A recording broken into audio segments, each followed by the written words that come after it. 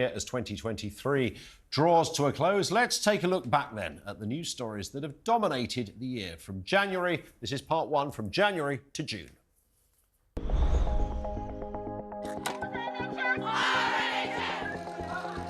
I'm already utterly exhausted by Harry. His venomous memoir, Spare, or Spare Me as I renamed it, finally hit the shelves today. 100 pages of slagging off everything about your family. What is so interesting about a whiny, privileged guy? Ghislaine Maxwell agreed to be interviewed for the very first time. I don't believe it happened. And certainly the way as described would have been impossible. Predatory is what the judge called her, and she went out of it 1 second. One of my New Year's promises to you was to grow the economy. Now, that might seem trivial, Rishi Sunak caught not wearing a seatbelt, but it is a fact that our Prime Minister's now been fined twice.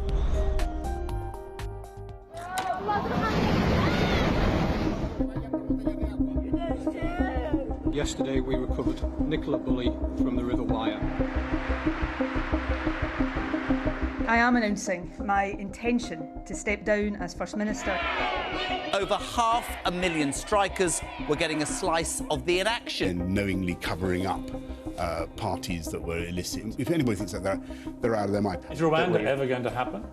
Yes, I mean, we're working our way through the courts with that, and of course there are going to be people who try and frustrate this. She's a dangerous individual, and she's a liar. And I don't see the point of putting her in a British jail. I suspected he was referring to my recent loss of virginity, inglorious episode with an older woman. Were you like, oh my God? I was, yeah, well, I think I probably used a little bit stronger language. I did not cause the accident. Extraordinarily, for the 7th day running, Gary Lineker is leading the headlines. Oh, give me a break. The messages in here do reveal something quite problematic for the government, which is about the way that care homes were not prioritised. As the journalist at the centre of the COVID WhatsApp leak sensation, there could be legal consequences for you. I think the public interest is overwhelming.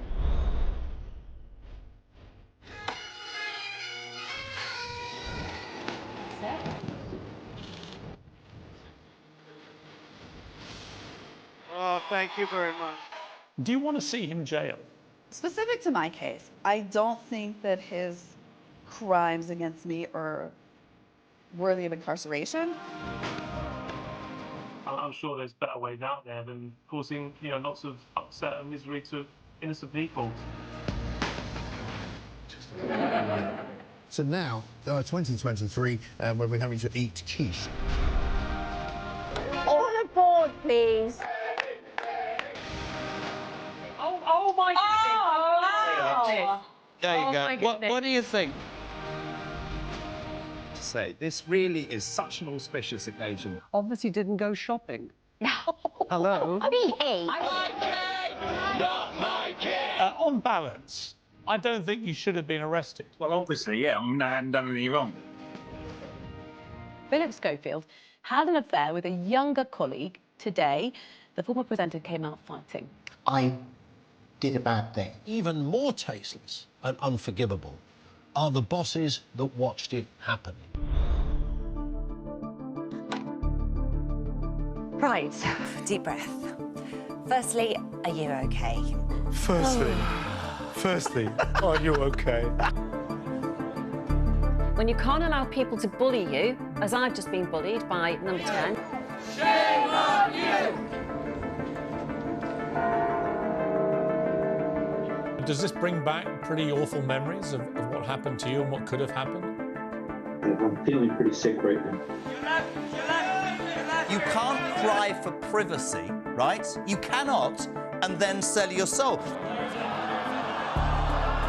Just stop oil's getting really boring now, Isn't it? They really are. And why are they all old age pensioners? There it is. That was part one of our look back